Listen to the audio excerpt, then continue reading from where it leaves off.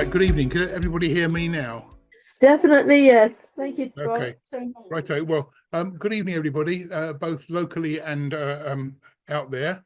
My name's Bob Eager. I'm chair of the Kent branch, and I'd like to welcome the Kent branch, obviously, and their guests, BCS Hampshire branch, Dorset branch, Cybercrime Forensic Specialist Group, and the Information Security Specialist Group, hopefully. I'd like to thank Canterbury Christchurch University and the Edge Hub, because they provide this splendid venue for us, and to BCS for the refreshments, which are outside, but which we didn't actually pick up until just now. Those of you who are locally, parking is allowed on the road, and most bays are charged until 18:30. You can also use the red car park, which you access by turning right through gate 4 or coming in through gate 3. If you've parked in the car park up behind this building, then I would suggest you go and move your car because they close that at about 8 o'clock. And there's no food and drink in here, as you know by now. We expect the presentation to go on from now until roughly 7:30, but it varies according to the subject of the speaker, and questions afterwards. And then we're networking till 8:30. We've got the room till then, so we can always go outside here. It's a hybrid meeting. We're recording it. The only video, however, is of the speaker and the Zoom gallery, and the Zoom gallery probably won't appear on the final one anyway. But if you're on Zoom, I would encourage you, if you can, to put video on, because it's nice for the other people. The recording will be edited to top and tail it, and they'll put the BCS logo on it and everything else. If you've got any questions, please wait until the end. If you're on Zoom, then you can put them in the chat and I'll pick them up from there. So the speaker here is Pete Jones, who you've just seen. He's a director of intrusion detection analysis with Pfizer, based in Sandwich, just down the road. His team provides 24-hour coverage to detect and respond to any attempts to break into the company's network. He's worked in the IT industry for over 35 years, the last decade or so being in IT security. He's got a wealth of knowledge and expertise, and well, you'll hear from him the rest. And hopefully something about doing it yourself. So over to you, Pete. Thank you. Lovely. Thank you. Seems like I'm famous across, almost gone intercontinental there with Dorset and Hampshire and everything. That's fantastic. So, yeah, I'm Pete Jones. I work down the road at Pfizer. Thanks for coming. A bit like Peter Kay. Start talking about garlic bread in a minute. But yeah, cyber. It's a very, very broad subject. We'll get straight into it when I can work this out. The first thing I'm going to tell you about me is literally how useless I am with PowerPoint. What to expect tonight? Very poor PowerPoint skills. I don't care about PowerPoint. I'm sorry. I like to do presentations, but I don't. You know, you can get lost in PowerPoint. You can slide text around up and down and backwards and forwards. I'm not into that. So this is awful. Probably the worst PowerPoint skills you've ever seen. This presentation has been put together from 3 or 4 different presentations. You're going to see different fonts. You're going to see different backgrounds, different color schemes. It's going to be awful, but that's not what it's all about. There won't be any spelling mistakes. I'm quite proud of my spelling. So yeah. I could talk tonight about some really deep techie stuff, but quite frankly, so many people on YouTube that could do that better than me. I would insult you with my childish descriptions of hacking, although we will cover a few bits. But please don't expect, at least here, don't expect anything too technical. But we'll certainly chat about whatever you want outside afterwards. That's absolutely fine. I could talk about risk, compliance. I could talk about how much it costs to run a cybersecurity operation, budgets, but I find that more boring than you probably would. I'm not really into all that side of things. I'm very lucky with my job is that it's very hands-on. I don't have to do too much in the way of budget and all that boring stuff. We've got other people to do that for us. Yeah, I'm going to give you a quick intro, like I was taught at presentation school, on what we're going to do. So yeah, poor PowerPoint, I've covered that. Job roles. So I'm going to run you through how our company, any biggish company, sort of distributes the work that's needed in order to protect a network. So you probably would have heard of a lot of these job roles, job descriptions, and some you might think, oh, yeah, I've heard of that one before. That actually sounds quite interesting. I'm glad to see so many young people here because I like talking to, because soon I'm going to retire. I'm going to become completely obsolete to the whole cyber world. I don't mind, that's the way it should be. But you guys have got to pick up the candle, pick up the baton, and keep things safe for the future. So I'm really happy to talk at no end on what you want, what you expect, what you'd like to do in cyber. No question is off limit. We're going to spend quite a lot of time just talking about job roles, and I'll make it as interesting as I can. Then, for a bit of a laugh, we're going to go down memory lane, because what I want to do is I want to talk a little bit about when I was 2021, really long time ago, and I know 1988, I think we're going to go back to. Pete, yeah. Pete, sorry. The slides aren't visible. So I don't. Oh. Whether you're not sharing the screen. Oh, I was sharing, wasn't I? My apologies, everyone. Thanks for letting me know. Let's see. There with everyone. What happens if I shrink that down? Go back to Zoom. It is working okay. It is. Oh, so you are seeing the slides? I see the slide. Margaret said she wasn't. No, we can actually see that they're on in the background, but partly they're out of view, and also they're very faint, so you can't read them. We've got a very clear picture of your face, but not of the screen. Oh, do you mean here? Yeah.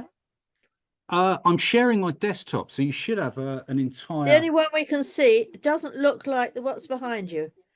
The one we can see is just has the bluey twirl across it. That's what I'm strange. on. So that's what's on the big screen, and it's the big screen right, that I'm okay. sharing out. So hopefully.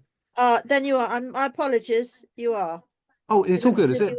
Something different. Oh, I think Margaret was expecting something a bit more exciting on the screen. I'm sorry, Margaret. I warned you that my PowerPoint is not my forte. Sorry, as I couldn't see the blue twirl on the other one, I thought it was. Oh, I see. I see. Thank you. Sorry about that. My apologies to everybody.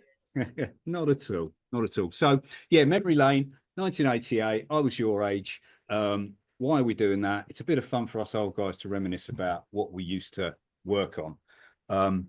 But it's also to run you through my thought processes and experiences at that time, so that you can do the same sorts of thing now. And then you can work out perhaps where you want to be going, how to identify opportunities that are going to take your careers to where you want to be. Probably don't make much sense now, but hopefully when we do it, it might come into focus. I hope so. So that's why we're doing history lesson, and then finally, spacebar worked a minute ago. Finally, Roger, this PC's rubbish. I need something better. There we go. Where are we headed? And that's where I hope you're all going to start talking, and I'm going to start talking about where we're going. You keep fading out. Sorry, you're right in front of that microphone. Sorry. Yep. Okay. So we're going to talk about what's coming up in the future. A few buzzwords there. AI. You probably saw that coming. And a few other bits and bobs. We're going to tell you a bit about. We're going to go beyond computing really and talk about a few bits cloud computing and what I think perhaps are the skills that you should be thinking of looking at in the short term. And then I think we should have a good old chat about where we think it might be going. And the big spoiler there is nobody knows really. So it'd be interesting to get your thoughts on it, as well as me offer mine. And I'm only offering my thoughts. You absolutely, I'm not, telling you which way to go or anything like that. I'm just an old bloke telling you some stuff, really. Okay. Let's have another go at using the spacebar. It worked that time. Roger's in charge of PC engineering at Pfizer. Quite frankly, tonight, I'm not impressed. Right? Sometimes the space bar works. Sometimes, what's going on, Roger? I'm going to go back to Linux if this Windows stuff doesn't work out. And I hate Linux. So, Yeah, who have we got over here tonight? Now, it said on the invite, nobody under the age of 16. So I don't know why that is. I'm fairly trustworthy with kids, but no one under the age of 16. So that's good. People under 30, let's put your hands up if you're under 30. Oh, look at you, all beautiful people. I mean, you lot as well. Okay, that's great. And I know that with the exception of this table down here, I think you're probably all students, are you? Are you all doing cyber or IT, or are you doing all sorts of other things? Anyone doing something more interesting? Anyone doing film studies? No? You're all IT guys, yeah? Fantastic. Fantastic. And who's over 30? Because that's old. Oh dear. Yeah, a few people over 30. I'm sorry, you didn't really need to put your hand up.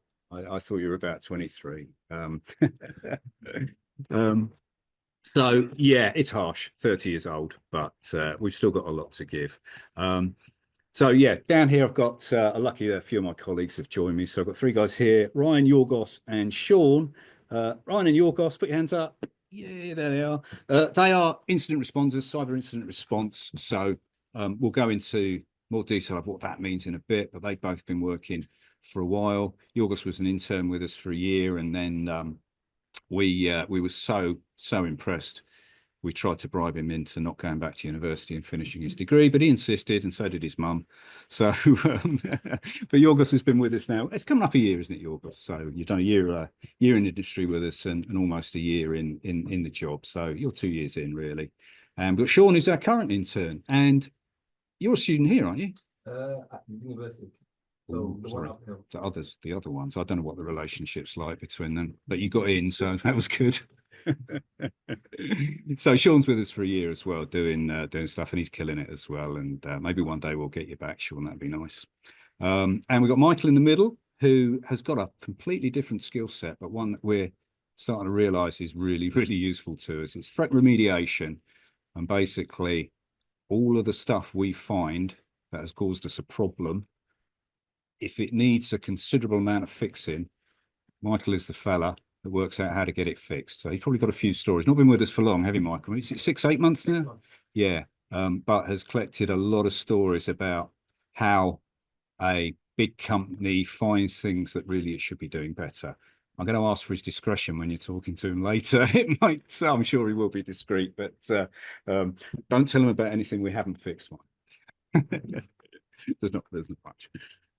But there's an example of a few job roles, and we got Roger, of course, who isn't security as such, but does play a very important role in configuring the operating systems in a secure and controlled and managed manner. So it's just as important to us to have Roger's skill. And yeah, we're just a tiny part of the big machine. There are many more incident responders. There's only one of Michael. There are many more of not that many more of Roger, but a few. So so yeah, there's these guys have kindly come along, and yeah, very welcome to chat with them afterwards.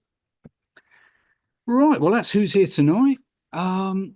Let's talk a bit about the baddies. Nothing I'm going to say in the next couple of slides is sort of new or groundbreaking, but it gets us all onto the same page, literally, I suppose. Let's talk about the 4 various types of baddies that you get. I call them baddies, but they're known in the trade as adversaries, bad actors. I think it's another term you might hear. It's a bit of a weird one. Baddies, I call them, which is fair enough. Yeah, opportunistic threats, activists, state-sponsored and insider threats. Which of these do you think might be the one that I lose sleep over? Anyone want to shout something out? Yeah, who said that? Spot on. Somebody from over there. Yeah, it's the state-sponsored ones that we are a little bit afraid of, because they are really, in most cases, just like people like me and you, except they're Russian or Chinese or any other countries that I could slander unfairly, I suppose. But that tends to be, I don't mean it in a bad way, but that tends to be where a lot of the cyber threat comes from, is those countries. North Korea, of course. And I should balance it up by saying I'd imagine America and the UK, we're doing the same to them. So, but just, I don't know, it's all right if we do it, isn't it? We're the good guys. So, yeah, state-sponsored. And they are, yeah, they're people that will go to work. They'll sit at their desk at 9 o'clock in the morning, have a cup of coffee, and have a little chat with their mates, and then they'll start hacking Western companies. That's their job. And then they'll take an hour for lunch, and then they'll check their pension plans coming on all right, and then they'll do an afternoon's work of hacking companies, and then they'll go home. It's just like normalized to these people. It's not people sitting in their bedroom working alone. This is big offices full of very, very clever, well-trained people. And yeah, it does scare the heck out of me.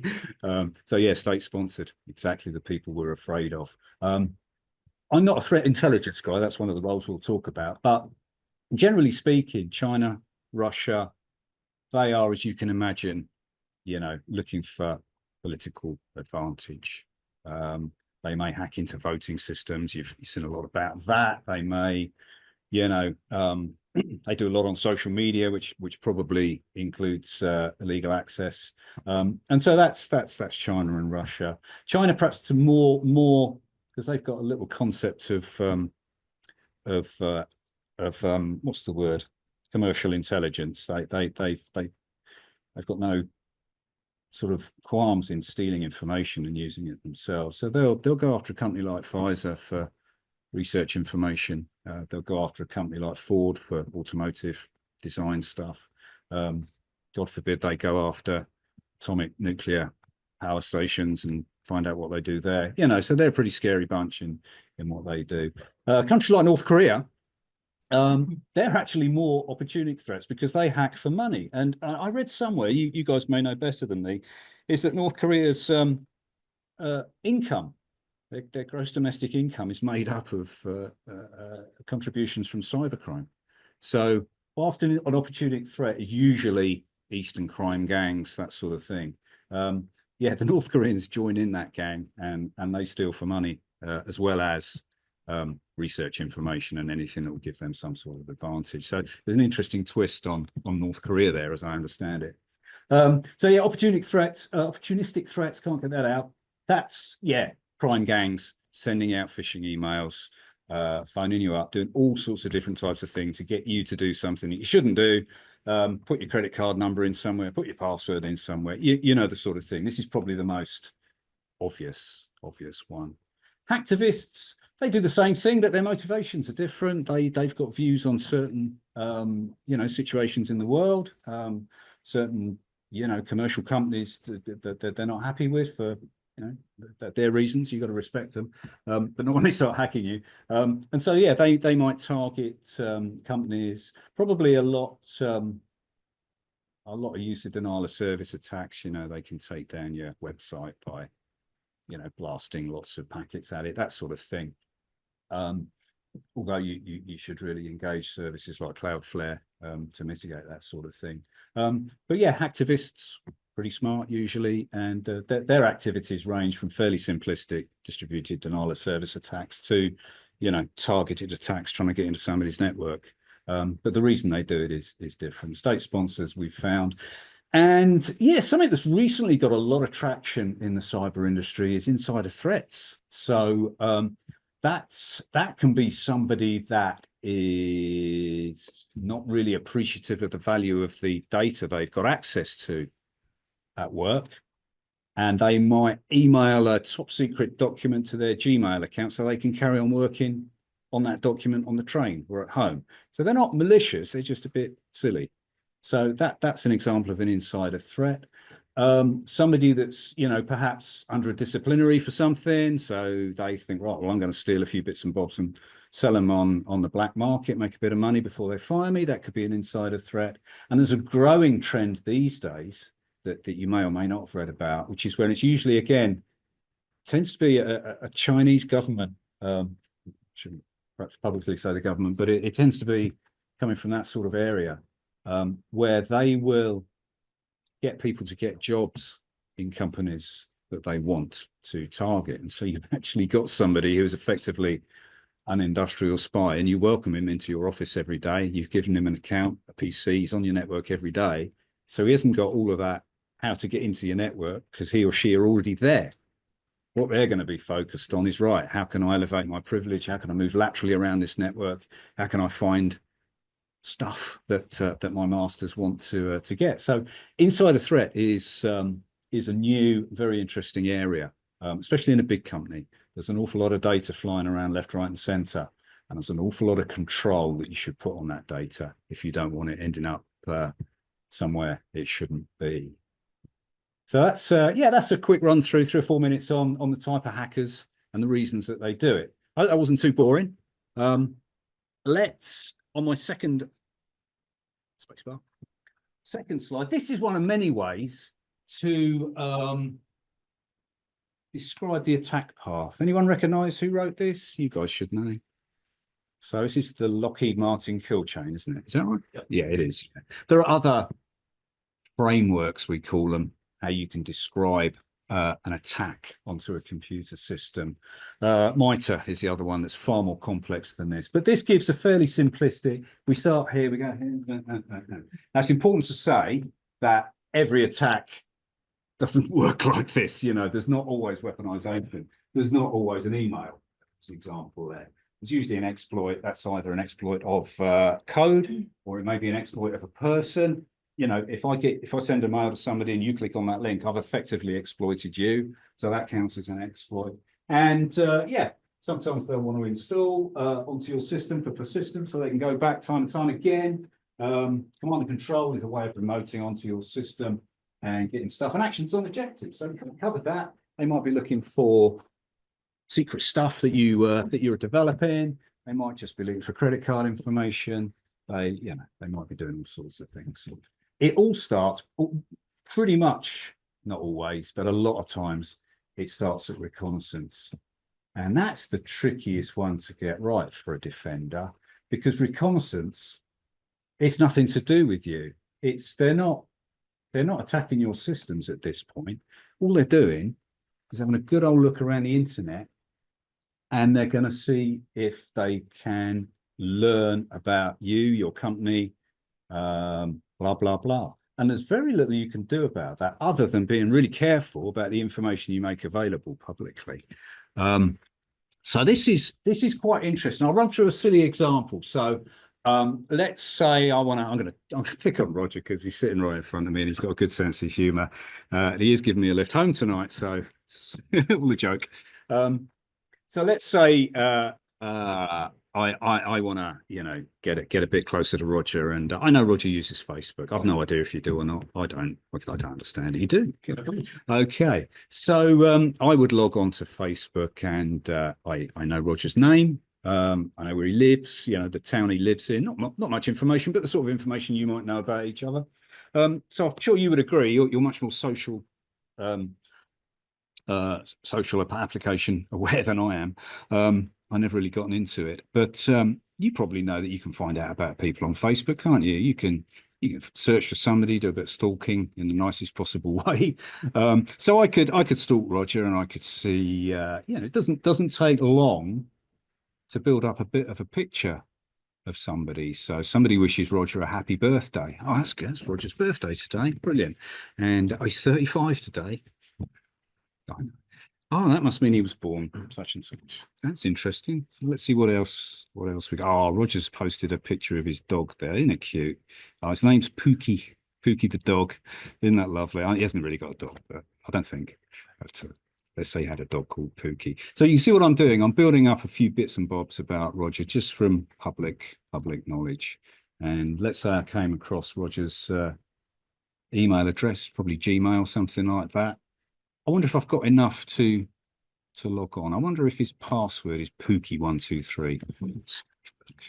You log on to Gmail, you put in Roger's email address. You try Pookie once, it's not Pookie123. He's not going to be that daft, is he? No, you try Pookie in lowercase, and you're just getting nothing. Is it not that easy? What if I try and reset his password? And I'm sure most of you are ahead of me here. Okay, perhaps not so much these days, but back in the day, I've forgotten my password. That's no problem, Roger. Why don't you tell me a few bits of information about yourself? Then I'll know it's you, right? Okay. What's the month and day of your birthday, Roger? Oh. What's your favourite pet's name? And you think, well, I hope he's only got one pet, Pookie. And of course, you type that in.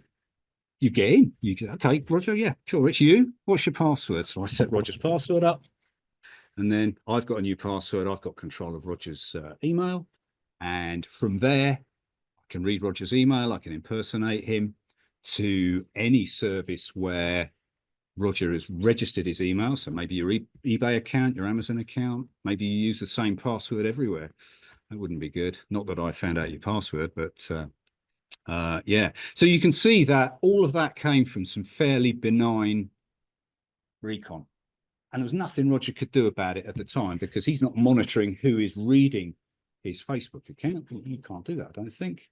But what you can do is be very careful what you put up there in the first place, and that's all you've got. And that comes out as well to large companies. Be very careful how you advertise jobs on LinkedIn. If you start saying, I need people with this speciality, this speciality, this speciality, and you name very specific pieces of software you use, particularly for cyber, if we went out and said, oh, we use this, this, this, and this, then somebody said, well, I know that particular product's got an exploit. I wonder if they've patched it. See what I mean? And so I as the victim or potential victim got no visibility of recon at all. It's very scary, very scary. I'll show you next what I think, and we came across this quite recently at Pfizer, and we fixed it before we get excited. Fixed it pretty quick. This is a phishing email, and it's a better phishing email than the ones you might have seen. Now, this is just one I got off the internet. That's why it says hello Mary. But let's say, for argument's sake, it says hello Pete. That's me at the top in my ski goggles or whatever I've got on there. And yeah, here's the document that John shared with you. You whiz through that, and you think, well, there's no spelling mistakes. It's nicely spelled. It's good grammar. There's a little bit of a comma there, but it's in the right place. Semicolon. That all looks good, doesn't it? Okay. Let's have a look at this link here. Do you all know that if you hover over a URL in an email, it shows you the true URL underneath? I think a lot of you probably know that. It's a good trick. If you just hover, it will translate it. In this particular case, it's not been translated. So this is the real URL. And it's Microsoft.com. That's real, isn't it? None of that. They're not zeros. That's not a one. That's not a fast. That's the real Microsoft.com. And it even helps you down. It says, avoid phishing scams. Make sure the URL points to Microsoft.com. See, it points to Microsoft.com. And it really does. You click on that, you go to the real Microsoft.com. What could be the danger? Okay. You'll notice here that it's switched to MicrosoftOnline.com. Don't take any notes of that. That is just the way Microsoft have this set up. So it's fine. Just assume that is a real URL. This is exactly what will happen if you type this in. It would take you to Microsoft Online. And it's saying, yeah, Microsoft, enter the code. This is real, okay? This is all Microsoft, I swear. This is not adversary platforms or infrastructure or anything. This is all Microsoft. You're going to put your code in there like it told you. You're going to click next. Microsoft Office says, thank you very much. Sorted.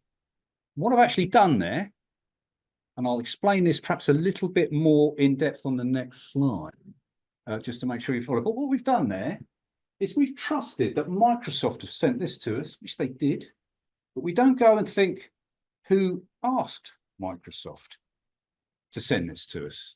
We don't think, well, hang on, I'm not expecting Mary, whoever she is, to have shared a document with me. You don't give it enough thought as to why that message came. You've just looked at the URLs, which is good. You think, well, it's Microsoft, it must be okay. But it's not. Because what you've done, you've said to the person that sent this email, that asked Microsoft to send this email, you said, yeah, you can log on to all my Azure stuff if you want. What I'm going to do is I'm going to say, yeah, I trust you, Bosh. What you've done here is you've given the mystery caller, which is this fella here, you've given him what we call in the Azure terms, your access token, your refresh token. So effectively tokens that they can use to gain access to, in this case, Outlook, but it could be SharePoint, anything else that they want to get access to in Azure. So it's pretty scary, isn't it? I don't know, maybe it's just me, but you know, you'd be more likely to fall for that, wouldn't you? Rather than, you know, something that's badly spelt saying, please go to Microsoft.com with a 0 instead of a blah, blah, blah. So I thought this was a really interesting abuse of a legitimate Microsoft service. Just in case that wasn't super clear, I did actually thought, oh no, I've hidden it. Hang on. How do I, oh no. Okay. So, Roger, I need you. I'm going to have, talk amongst yourselves. I'm going to have to, I really want to unhide that slide. Oh, Stop sharing and share the whole desktop. oh no, do I? See all slides. Oh no, that's going to spoil it. You see all my 1988 stuff. Do, do, do. There. Hang on. Last viewed, hide presenter.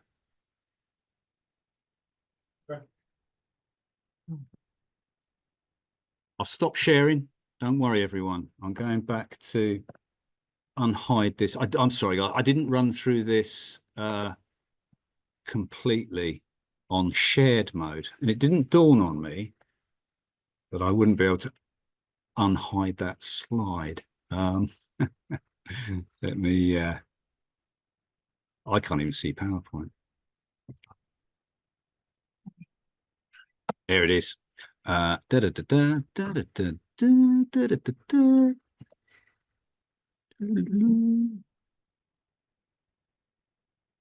Right. I need to share the screen again, I think, do I? You do, yes. Righty ho. Screen number. Hang on. No, I want to do, I'm going to unhide this. I hope the slide is worth it. Unhide slide. Okay, good. And then do that. And then, oh no, I can't do that because I've got to share my screen first, haven't I? So escape from there, go to Zoom. I'm sorry, Zoom guys. What's that? It's been a long day. Yeah, not as long as evening it is for you, like that. It's a long evening. Okay, let me try and share again. So I wanted to share screen number 2. Oh, let me share screen 2. Goodness knows I shouldn't have messed with it, should I? So I'm going to share that, and then I'm going to click this bit here, and you will all see the wrong slide. There it is. Okay. No. What you're showing is I'm showing the notes slide. you've done 2 different slides. Yeah. Hang. It's the right one now. Oh, that's no good. That's the preview. That's the secret presenters. That's the secret presenters slide. Let me get onto here. Open advanced sharing options. Today. Here we go. Here we go. Don't worry, Bob. I've got this. I'm professional. How's that looking? Yep. Okay. You still with me? Smooth, I know. Okay, so this is called device flow, and this is something quite common. And you've probably all used it, maybe. The example here is a little Apple TV box. But there's all sorts of smart devices that might actually use this. So what happens is in this little Apple TV box, for instance, it's got its firmware, it's running a little version of whatever they run. Is it Linux or there's some other weird operating system? Tizen, is it called? Tizen, the TVs run? It's probably something like that. And you're on the old controller there and you say, right, I want to log on, or I want to sign into the Paramount service or something like that. So rather than Apple TV saying, well, yeah, no problem, why don't you enter your username and password from the remote control? That'll be fun, won't it, for the next 15 minutes? It doesn't want you to do that. It wants to improve the user experience. So what it does is it goes to the security token service, which in our case is Azure, in the previous case. And it says, right, yeah, I want to start this process of, I want to start a new device code flow authentication. And it goes, yeah, sure, no problem. Here's the URL and here's the code. Okay, you show that to the person and they'll be able to. So this guy takes that and he'll probably, in this particular instance, he'll probably display the URL and the code on the big screen. And so what you do is you're sitting there at home, you usually shorten the URL as well, so it's nice and easy. So you'll pop that in and you'll pop the code in, bosh. And assuming that in this case, you're already signed into Office 365. If you're not, it'll prompt you to. If you are, it's fine. You don't need to log on again. What you're doing is they say, yeah, okay, no problem. I trust this code and I will enter it like that. what that's doing is, at this point, I've just given permission to the security token service to make available my my session. Again, it would probably be in the case of Azure, as we've seen, it would be an access token and a refresh token. Make that available to this guy here. This guy's holding. Has he entered the code yet? Has he entered the code yet? He's entered it. Thank you very much. I'll take those tokens, put it down there. He uses that as a log on, and then you're logged onto Paramount. Hopefully that makes sense. That's the real use of device code flow. Okay. So what we've seen, the abuse of device code flow is some hacker guy, some baddie, is not on an Apple TV, but he's on his own PC. He's gone off to a security token service provider, maybe Azure. He said, I want to start a device code flow. And he does this all through code, you know, either code or commands, or probably there's a GUI for it. He's on that. And Azure will say, yeah, sure, here's your URL and here's your code. And then what I do, I've got to get that in front of someone, haven't I? And the way I do that is to go and create that email. Okay, create that email. So this is the part where I break the system, break the email, put in the URL and the code I've been given, trick the person into doing it. And then again, I've got some code checking to see if he's clicked it. As soon as he's clicked it, right, I'll have that access token, that refresh token, and then I'll use usually is it a BERT proxy or something, some sort of interrupt proxy on a browser they might use to add those tokens into the post requests that go up there. And yeah, all of a sudden, because you've got a valid access token, which is like a passcode, passkey, password, passphrase, whatever, you've got access to it. So hopefully with that additional, how it should be used and how it's been misused, I hope that made some sort of sense. Anyway, I thought that was quite an interesting type of crime. How are we doing for time? Because I've not run through this. I've no idea if you're bored. 2 minutes. That doesn't seem very long. Okay. All right. Yeah, anyway, rest of that slide. Look it up. It's the Lockheed kill chain. It's quite useful. One thing to say, underneath, we've done recon to death, but that's because it's quite hard. Underneath each of these bits here, even this one, there's a whole depth and myriad of technical problems that you could come across. This is where it gets, how do you weaponize something? You might write a bit of executable code, but how do you get that executable code to somebody? You might zip it up. You might put it in an ISO file, same sort of thing. You might write a Word document with a macro. You might want to obfuscate the code inside it so that their email security thing doesn't scan it and see that it's actually malicious. That's just in weaponization. There's a million ways. Again, you probably know to weaponize a file. Millions of ways and millions of ways to detect them. And again, delivery. It's not just email, drive-by web stuff, whatever.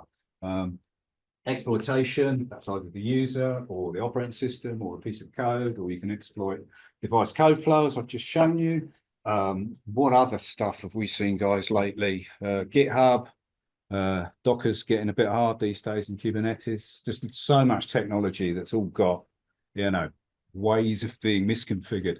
It's not necessarily an exploit through bad code, can be, but a lot of the time it's just a misconfiguration or a misunderstanding from the person that put it all together, that they've made something perhaps a little bit more open than they've realized. That happens a lot. So that's the Lockheed Martin kill chain. Look up MITRE as well, M-I-T-R-E, because that goes down all these levels and it will tell you specific techniques that are used. So that's really useful. And if anyone's taking notes, I think, is it Red Canary that shows you how to exploit? Look up Red Canary. I think that's still a thing.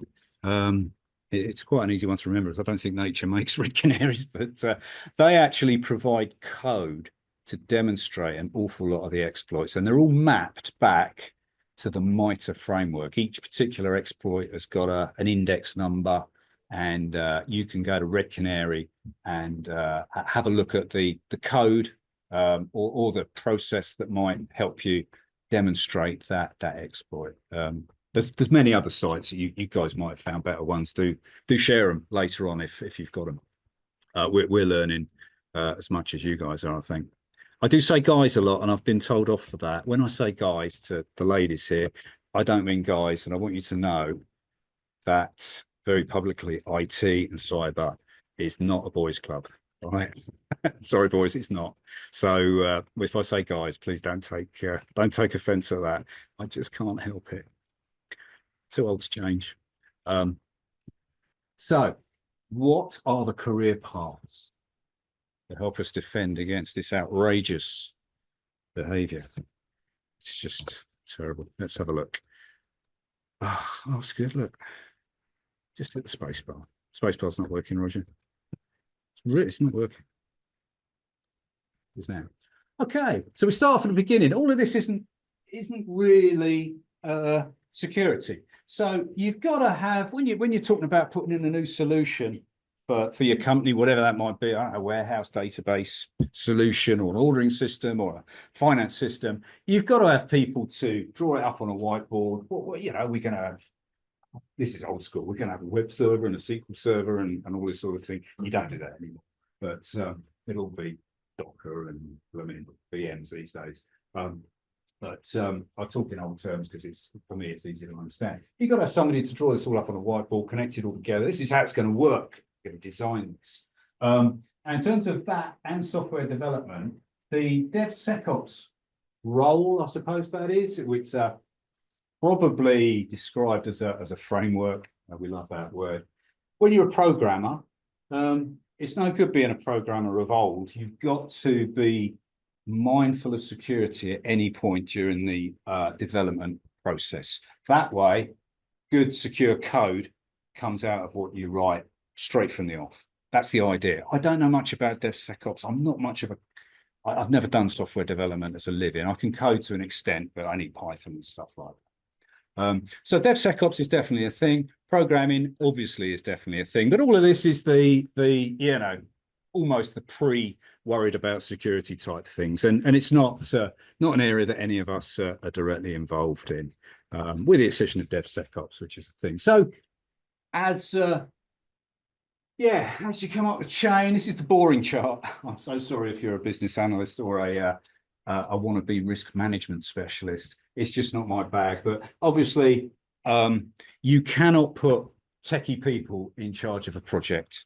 Michael will tell you this. I think he probably knows this from a previous. If you've just got techie people in charge of delivering a project, it will never get delivered because it will never be good enough. They'll never finish it.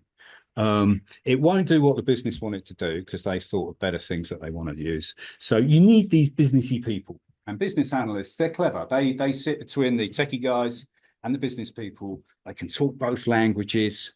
They can, tell the business people, we can't do it like this, but we could do it like this, perhaps with that one, that would meet your needs. So it's actually, I rib them a bit. That's just because I couldn't imagine myself doing this job at all.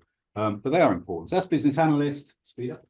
Project management, it's fairly obvious what that is. Risk management, that's quite a big thing these days. That's all to do, I suppose, associated with cyber insurance. If you're a big company, then you might want to pay a premium for cyber insurance off of a cyber insurance company. And your risk manager will be very familiar with the insurance company, because the insurance company will want to be knowing your appetite for risk. He will want to be making sure that you're not too much of a risk. Again, not my bag, but some people like it, I guess.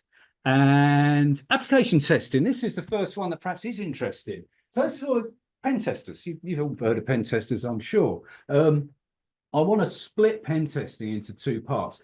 We've got an application testing team. So Pfizer are forever writing applications, web-based applications, to do this, that, and the other. Honestly, there must be hundreds of new applications coming out every month from people doing stuff.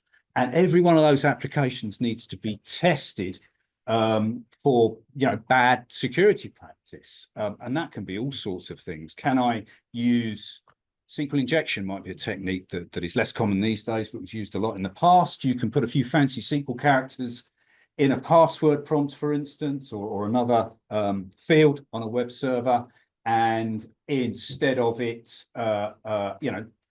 doing what it's supposed to do with that data, we're able to actually construct a SQL query, run that query against any backend database, and return to you maybe all the records in the username table or something like that. That's SQL injection. It's quite old school these days because everyone knows about it, but that's the sort of thing that will come out during application testing.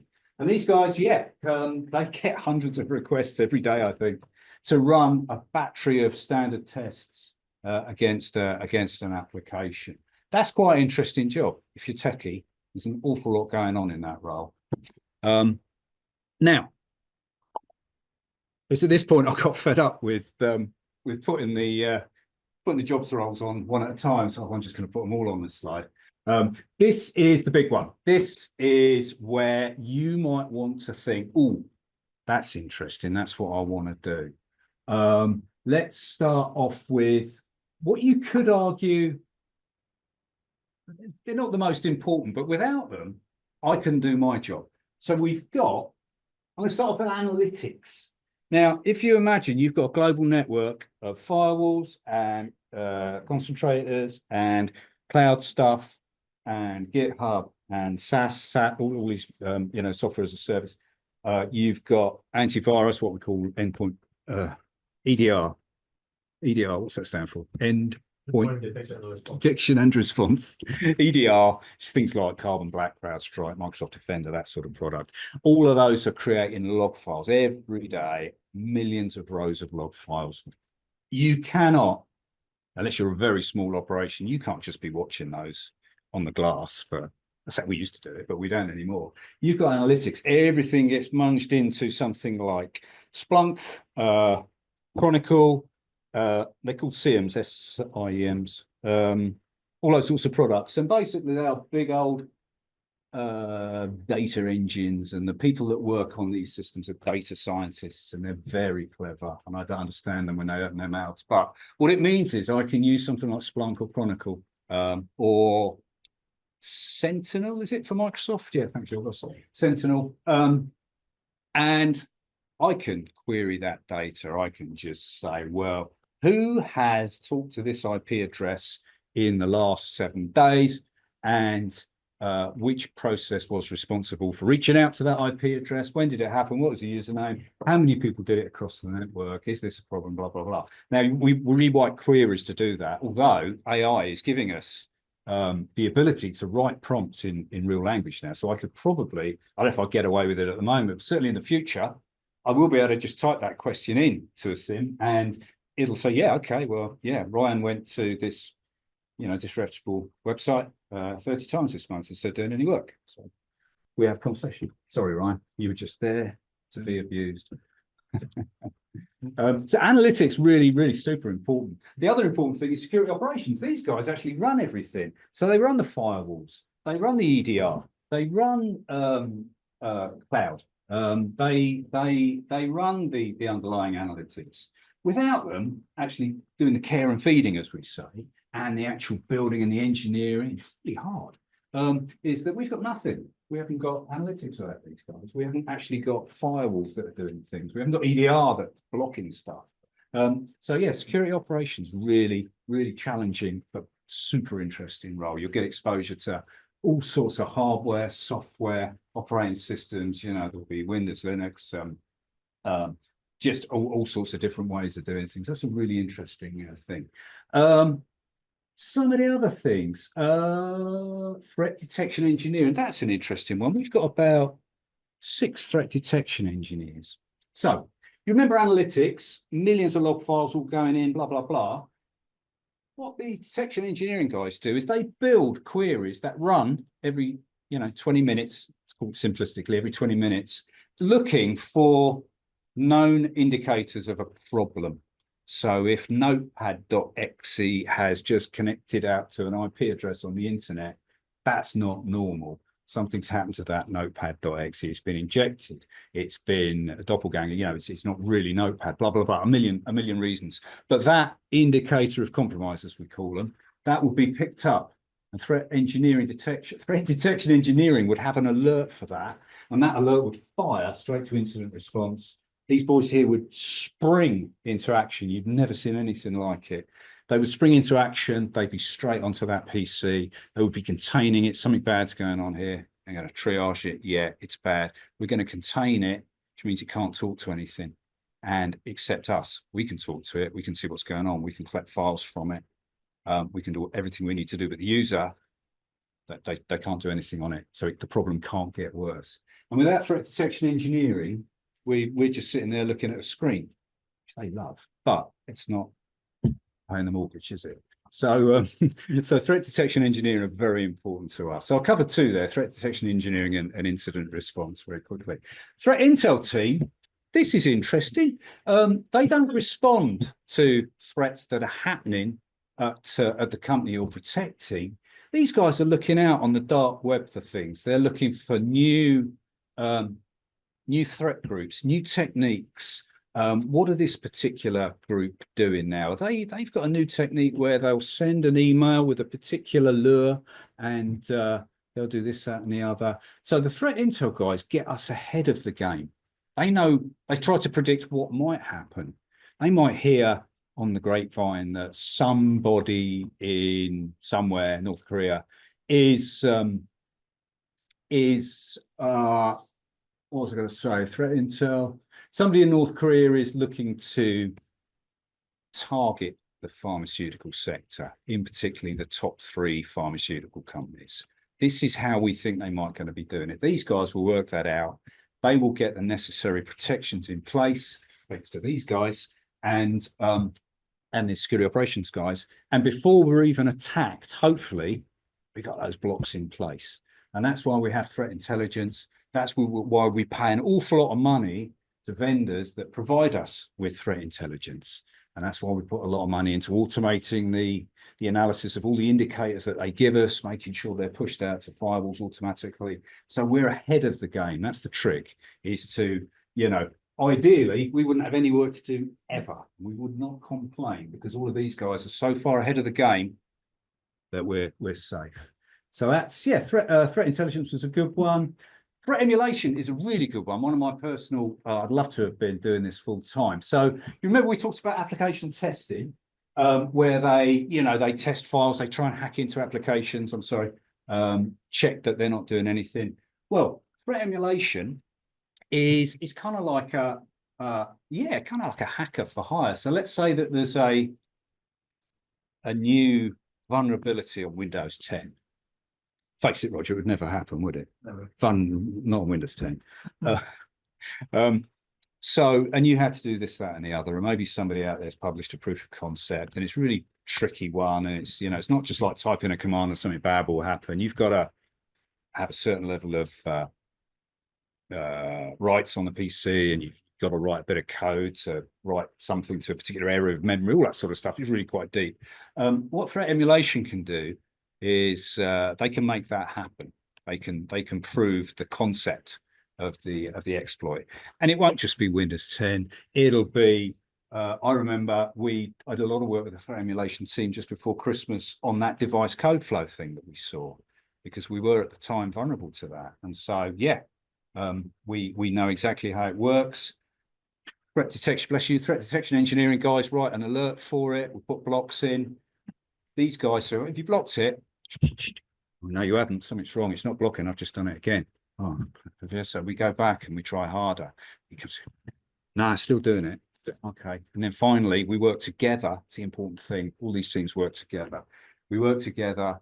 And finally, you've got your proof that when she can't do what they used to be able to do, you're good for that particular threat. That's a really interesting job. Probably not many roles like that around. Well, maybe there are. Sometimes known as pen testers, but at Pfizer, we split up application testing, security testing. This is not user acceptance testing. We don't care about what the users think in this particular case. This is security testing, just in case there's confusion. And threat emulation, which is everything else. How do I make bad things happen on my network to order? Okay, and that's about it. There's a few others there that are quite interesting as well. How long have I got? five minutes. How many? 5. Oh, crap. Guys, I'm not even halfway through yet. Okay, I'm going to go over. I don't care. Okay, what's next?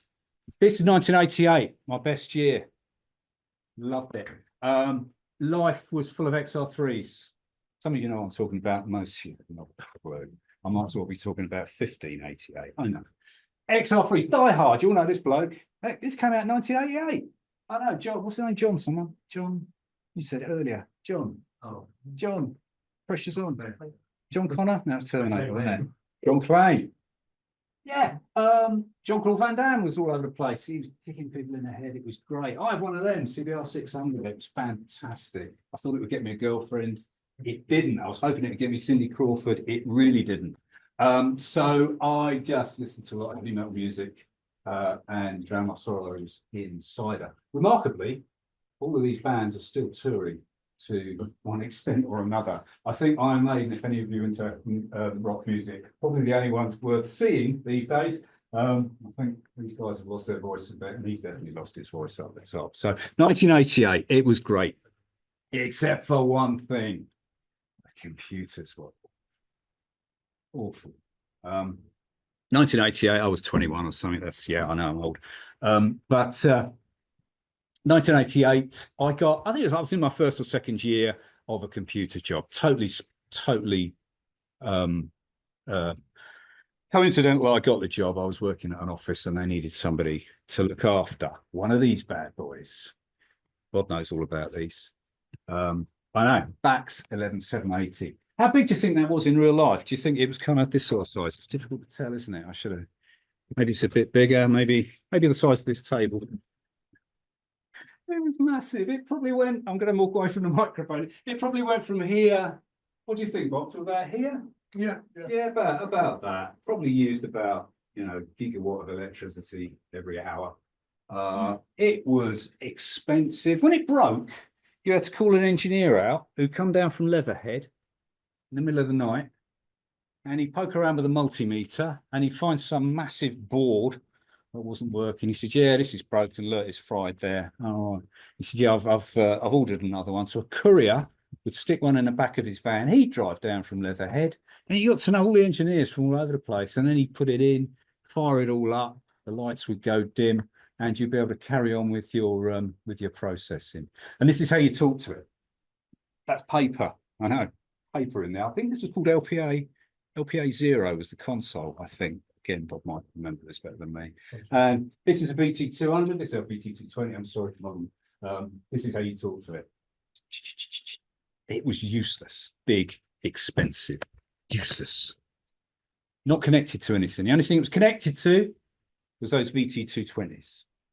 Connected to the internet or anything like that. Oh no. If you want to take a backup, you had to use one of these fellas. Big as a washing machine. That's a tape drive. I was trying to remember things like the density settings for the tape drive, and I'm remembering 300 and 1600. Is that sound right? 1600 and 6250. It's 3. There you go. What's I thinking 300? I was thinking board on modems, I think. But yeah, there you go. So you could change the density on the tape, something per inch, data per inch, or something. I don't know. Oh, it was awful. Hey, look at this one though. This is a disk drive. Yeah, right.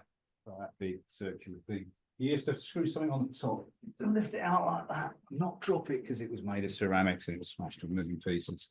So yeah, that's an RA60. I think we had a few of those. But yeah, just in case there was any doubt, there's no browsers on these, no socials. Doesn't fit in your pocket.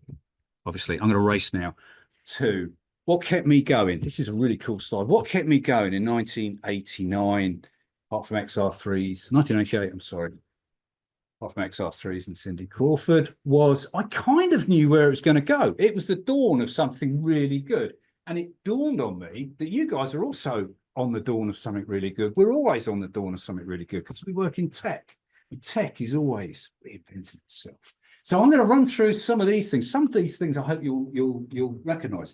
Cisco is an important one. I don't know how Cisco is very common these days. I don't know how much of a household name it is, but back in the day, nobody knew who Cisco were unless you were in the business. And they started connecting stuff together. They weren't the only game in town by a long way, but seemed to do well. So we had Cisco, we had the chip manufacturers. Intel, obviously, everyone knows. AMD are another one. I think ARM were obviously, I think until recently, a British firm. Maybe still are, I don't know. But these guys made an awful lot. Really, still design. They don't make them. I think they design an awful lot of very, very impressive processors that go into very, very small things. What else happened? Operating systems came along that were really good. Linux. It was free. It was hard work to get used to, but it's really good. I hope you all use it. Make an effort to use Linux. Don't just limit yourself to Windows or Mac. Well, Mac actually runs Linux, doesn't it? But yeah, don't limit yourself to Windows. Get yourself onto Linux because you'll learn an awful lot. Hard work though. So Linux came along and all these operating systems, Windows NT server, which was quite a close relation to VAX VMS, funnily enough, which ran on that hideous machine a couple of slides back. Same design team, if I remember. Microsoft Back Office, that was something in the late 90s, 96, I think that is. And then I don't know what else we got here. You guys must know things. All of this allowed people to invent cool things. Who's that? Yes, games. It's entertainment arts, was it? Yeah. So games came along. Games are just like such a driver of technology. I'm not a gamer, but my kids are obviously, and these kids here are as well. And yeah, apparently it's really good these days. I had a Sega Mega Drive back in the day. I used to play Sonic the Hedgehog. I thought that was good, but apparently it's not. NVIDIA, you probably all know these guys and what they've done with video cards, if they're still even called that. And as an aside, how NVIDIA cards are so good at maths that they are used to break hashes on passwords. People will build a rig called a Hashcat rig full of NVIDIA video cards, and it can just run through password hashes at a tremendous rate. So funnily enough, that's probably what NVIDIA are at least famous for, but probably most used for. And that's why you get occasional shortages of things, because the bad guys saved up enough money to buy 300 of them to put in a rig. You've got, oh, so sorry, we've got mobile communications. The Blackberries came along. I used to be in charge of a lot of Blackberries in the previous life. Steve Jobs with this. All of a sudden, you don't have to leave the house to talk to girls anymore, or boys. You can swipe left, right, up, down. I don't know what you do. I'm a lucky, I got married way before all these came along, but it changed everything, didn't it? And you don't know this. I know you don't know this because they've always been here for you. Netflix, BBC iPlayer. It's all because people invented really cool stuff, and then other people thought of a use for it. You don't have to buy DVDs anymore. I might even need to explain what a DVD is. I don't know what you know. You don't need to buy records anymore because you've got, I don't know if you've still got Napster, I don't know, but that was the first illegal one, wasn't it? And then somewhere on here must be, as the podcast one at the top, there must be Spotify right in the middle there. You get the picture. People started inventing hardware, people started writing operating systems, and then other people, Steve Jobs, I suppose, he's one of the famous ones. He said, yeah, okay, there's an awful lot of cool stuff we can do with this. And this is just a small sample of what cool stuff is. Stuff got smaller, faster, cheaper. It all got connected. And I could see all this happening in 1988. If I'd really thought about it, I could have invested in Cisco. And I'd have been on the beach right now. Yeah, I obviously I didn't predict things beyond, yeah, it's going to get smaller, faster, cheaper. It's really exciting. Wow, what's going to happen next? And yeah, this is what happened next over the next sort of 30 odd years. I hope that was relevant. I know that you probably don't recognize half of this, but I thought it'd be a bit of fun to go through that. Did I miss anything? Has anyone got anything, any big, I'm sure I've missed loads, any big advances of the last 30 years that I missed? Anyone think about what that might be? Electric cars don't count because they suck. Can't think of anything. I didn't mention cloud, did I? Hopefully you're all familiar with cloud computing these days. AWS, you know, Amazon don't make any money out of Amazon. They make a lot of money out of AWS because, I don't know, most of the internet is probably sitting on Amazon. And if AWS ever went down, I think the lights would go out. Azure are there, Google Cloud are there. Cloud is where a lot of people are starting to stick their hardware these days. Well, they don't stick the hardware there. It's not their hardware. But yeah, we don't have much in the way of data centers at Pfizer anymore. We used to have a data center in every town, it seemed like, certainly in every country back in the day, didn't we, Roger? And now we've got 3, 4 small ones. Everything is up on Amazon or Azure. You know, none of our email servers are real anymore. They're all in Exchange Online. You know, things have changed. So all this was in my future back in 1988. And I never met Cindy Crawford. It was an outrage. So what's in your future? What's coming? Near future. Talked about a lot of this. Cloud. You can get onto Amazon Web Services. Put your hands up if you've used AWS as a sort of trainer. So you guys into it? Yeah. You guys need to tell everyone else to do it. You guys don't count. You're getting paid. You're professionals. You guys need to tell everyone else how to get a free AWS account, spin up an EC2, connect it to something, put something on top of it. Yeah. Google Cloud, Azure. I'll see something else that sprung to mind is that something that's more on my mind these days is containers, Docker, Kubernetes to manage Docker. That's really interesting. Virtualization was good, where you virtualize the entire stack from the application down to the operating system. These days with Docker, if any of you don't know, you don't need the operating system. All you need to do is build a virtualized application layer. You run that on a Docker server, and that Docker server takes care of the interface between the applications and the underlying operating system. It sounds weird. Why would you do it like that? But it is when you scale it up. So you've got, very quickly, so you've got a ticket, like Ticketmaster. They've got, you know what that's like when it was a recent person that put tickets up for sale and they sold out. Oh, God, Oasis, yeah. Anyone get Oasis tickets? Who are Oasis? They're all saying, who's who? Yeah. Anyway, so you imagine that one little dusty web server underneath someone's desk in West London is not going to cut it when the whole half the world goes on there. So what they can do is they can spin up web servers. Now, back in the day, you could spin up entire virtual servers. The operating system's got a load, kernel's got to get started, and then you start loading, you know, again, Bob's probably much, I'm murdering this explanation. Processes has got to be built. It takes a couple of minutes to boot up a simple Nginx web server or something. But if you've containerized it, your operating system's already running with the Docker service on top. All you got to do is fire up a couple of processes up here. You can spin up a web server in about 3 seconds. Yeah, and another one, and another one, and another one. And you can base that, do it all automatically based on the load that's going into your front end concentrators. So, you know, 20 people are accessing Ticketmaster.com, no problem. Oasis tickets go on sale. All of a sudden, 3,000 people are trying to get on there. What's happening in the background is there'll be a loads balancer going, whoa, we got a live one here. Now, in reality, they probably would have fired it up in advance, but I'm going to fire up another one, another one, another one, another one. And they could fire up, you know, 1,000 Docker instances in seconds because it's already spinning, if you see what I mean. So Docker's a really interesting one to get to grips with. And again, you download Docker, you can run it on Windows, even though it's kind of a Linuxy thing underneath, and it needs quite a recent version of Windows to work because it needs the Linux subsystem underneath. But you can download Docker for nothing. Very, very easy if you run Linux natively on your PC. And you go to the Docker Hub, you can download bits and bobs from there for nothing. You can do all this for nothing, guys. It's brilliant. Loads of YouTube on it, how to get started with Docker.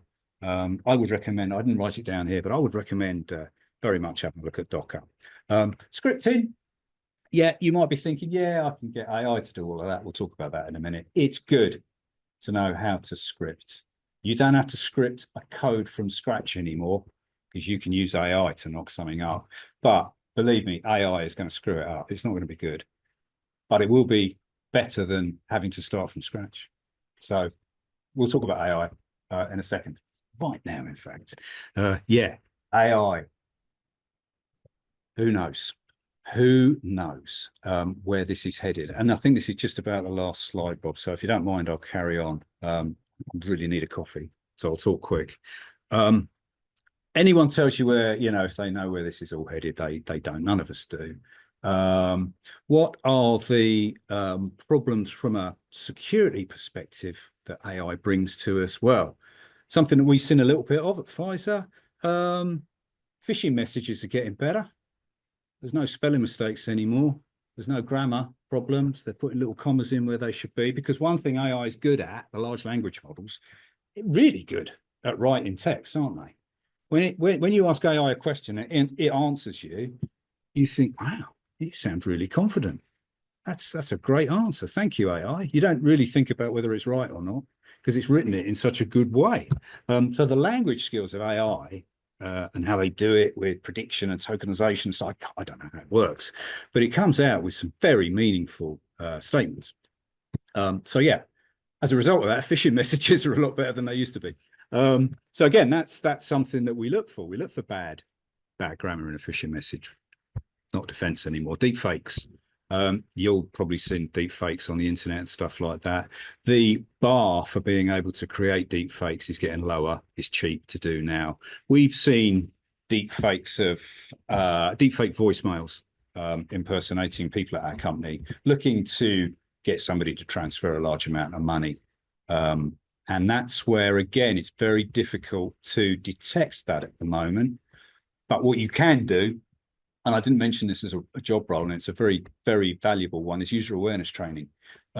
We have a group of people that are constantly trying to train 100,000 employees not to click, not to do this, not to do that. And really, they're our best friends, aren't they? Because nothing worse than Yorgos coming in at 9 o'clock on a Monday morning to find out somebody somewhere has clicked on something they really shouldn't have done and given Yorgos a bad day. Wouldn't you agree, Yorgos? Just please. And what we'll always say is that, okay, at the end of this call, once you've mopped everything up, Yorgos, make sure you get that user in front of user awareness and make sure they have to sit down and do a 3-week course on not clicking on stuff about blooming parking tickets in Australia or whatever it was that they did. Sorry, going off on a rant there for Yorgos's benefit. Deepfakes. Imagine what it's going to be like when you can do, and it won't be long, will it? Where you could do a live deep fake. I could WhatsApp somebody. I could WhatsApp you, Sean, and you would see Yorgos, and I'll be chatting away as Yorgos. Be weird, wouldn't it? Be weird for me. But doing that in real time, that can't be too far away, can it? Maybe they already can do it. I know you can record, you can train an AI on videos of Donald Trump or whatever, and you could probably create ahead of time a news clip of him saying something stupid. As I'm saying that out loud, you don't need to do that, do you? He'll do it himself. Oh, I'm sorry, I shouldn't. Maybe some Republicans in the room, I apologize. But it can't be too long before AI can do that sort of stuff in real time. And that's pretty scary, because all of a sudden you don't really know what you're looking at.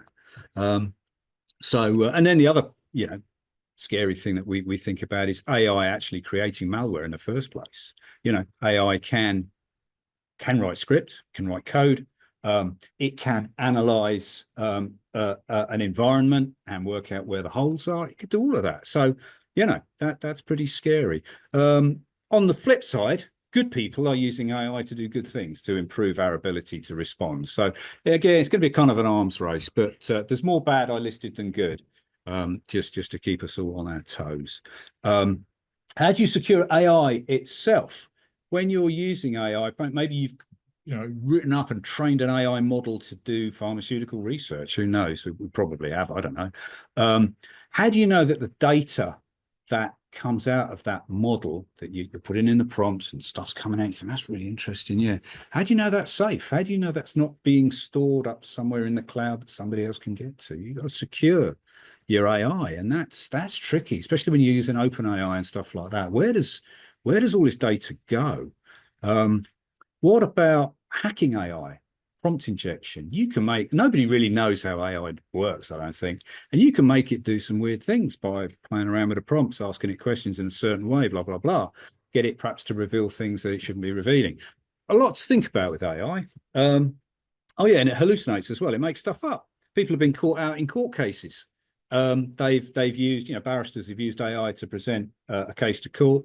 Transpires that it references court cases that never even happened, because it just thought, I'll just make one up. It doesn't know, so it just made a court case up, referenced it, and the real barrister, that didn't happen.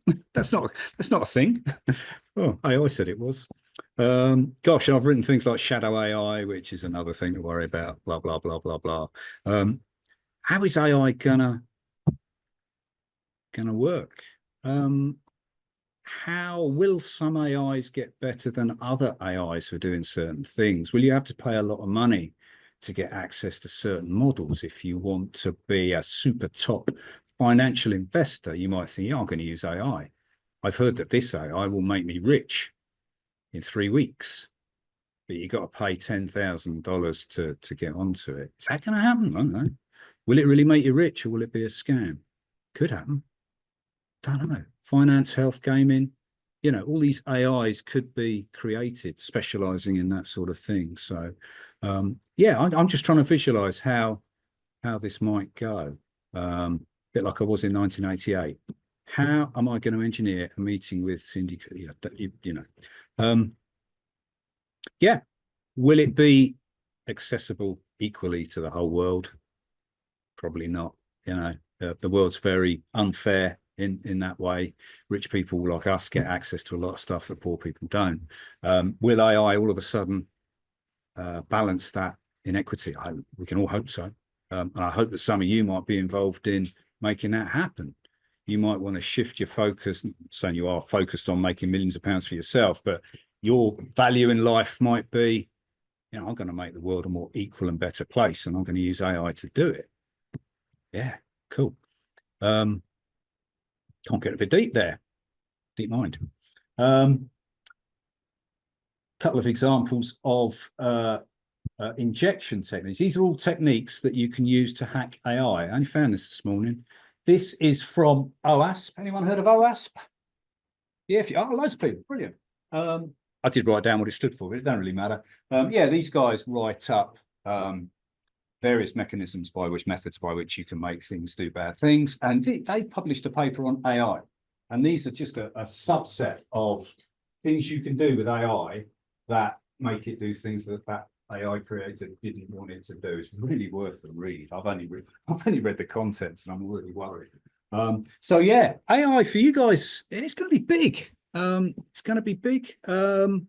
Yeah, Ryan came to me today with a story. I'll tell you later that he went into Copilot, and we had an incident where we had a suspicious file on SharePoint that may have had some code. Do you remember I said you can weaponize Word documents with macros, or Office documents with macros? And I think Ryan wanted to get a copy of that. So he went into Copilot. He said, can you find a file name such and such? And Copilot, because it's trained to look at our SharePoint environment, says, yeah, I can get that for you. You get me a copy of it? This is roughly how it went. Yeah, I'll get you a copy. There you go. Is there any macros in that Word document that might be a problem? So he actually got Copilot to do his job for him. I was very interested in that. I was very, it was, Ryan, it was really good use of AI to help you do your job faster. And that's what you'll find, guys, as you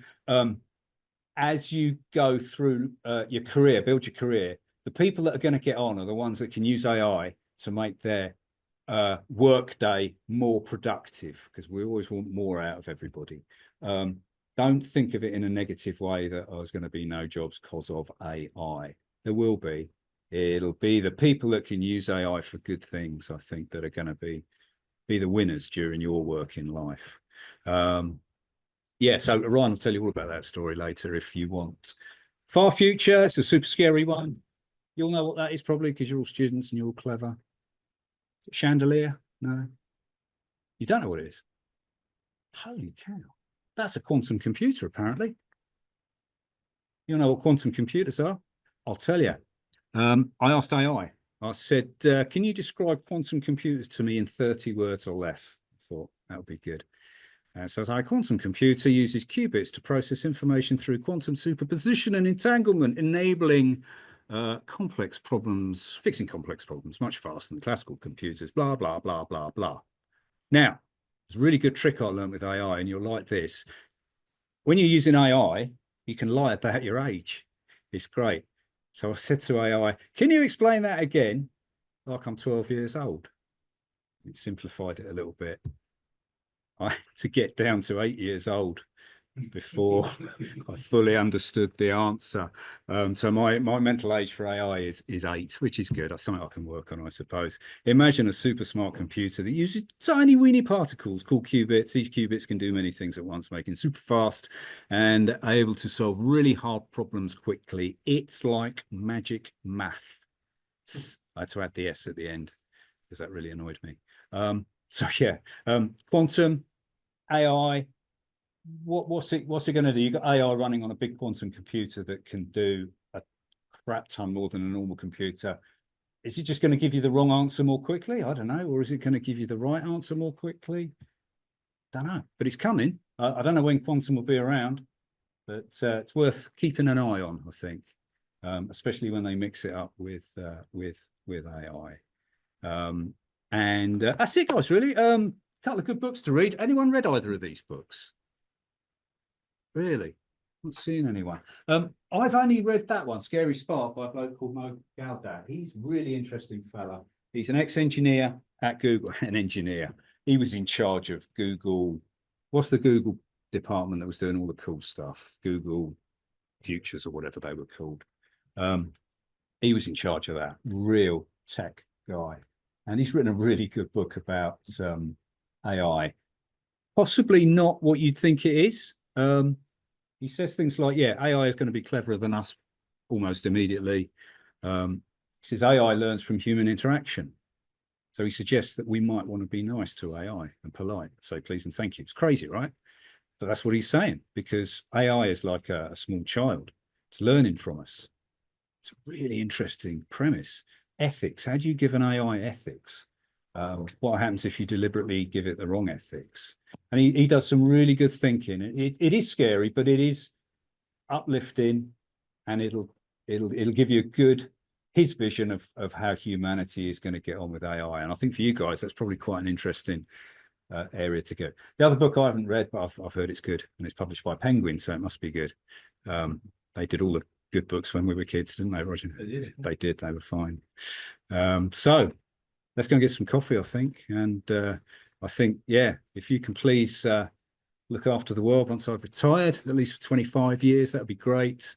Do cyber, be nice to each other, and look after the planet that we've left you. Yeah, thank you very much. Well, thank you. Cheers, guys. Thanks on the call then. We don't really have too much time for questions Oh, at the moment. so But what we can do is there haven't been any questions as such online, but there have been some things in the chat which are I'll come over here. There have been some things in the chat which are quite interesting comments. Oh, wow. But the chat will go into we've recorded the chat, and that will go onto the website, the BCS website, together with the recording of this entire lecture anyway. Okay, so you'll get all that there. So if you're not in the room, you won't really miss anything. If you are in the room, then we're going to stop with some coffee out there, and we can have a chat. I just did want to say a couple of things which I thought would be quite interesting. First of all, we talked about SQL injection. Given that you're students, I have to teach you something while I'm here, because I'm a retired lecturer and I can't help it. I'm not actually going to teach you anything. I'm just going to give you a reference. If any of you haven't heard of Bobby tables, then go and find out about Bobby tables, because that will just show you the kind of nasty things that can happen.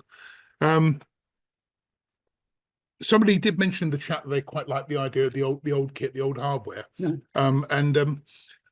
One of the things you can do to keep that alive actually is to buy the stuff and keep it running, which is to some extent what I've done.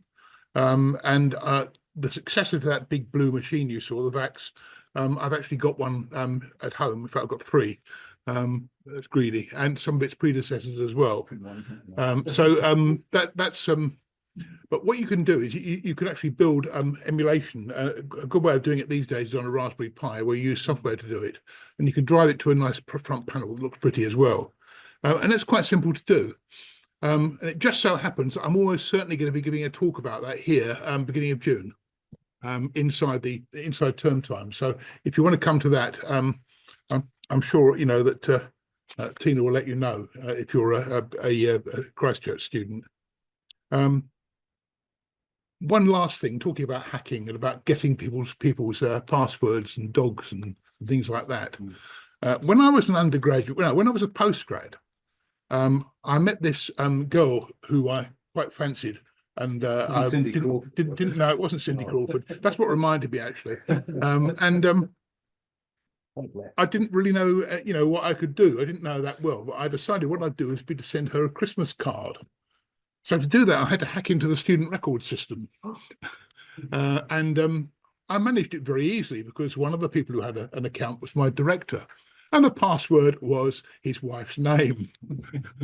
So it got it in one basically, and I sent the girl the card, and well, the rest is history really, because we've been married for 45 years. Oh, right. So that it did actually work. Well, the alternative was prison time. Well, obviously. yeah, just as good as Cindy Crawford, I feel. I've got to say that. So Brilliant. yeah, so that's about it. Thank you very much. Anyway, to Pete, that was very entertaining and very informative too. I hope so. And I hope to see you back beginning of April is the next one, because of the way the availability of the room works. And actually we'll be, Tina, talking about why we don't have girls doing computing and what we can do about it. So that should be quite good. She's an expert on that subject. So thank you very much again, Pete. Thank you. Good.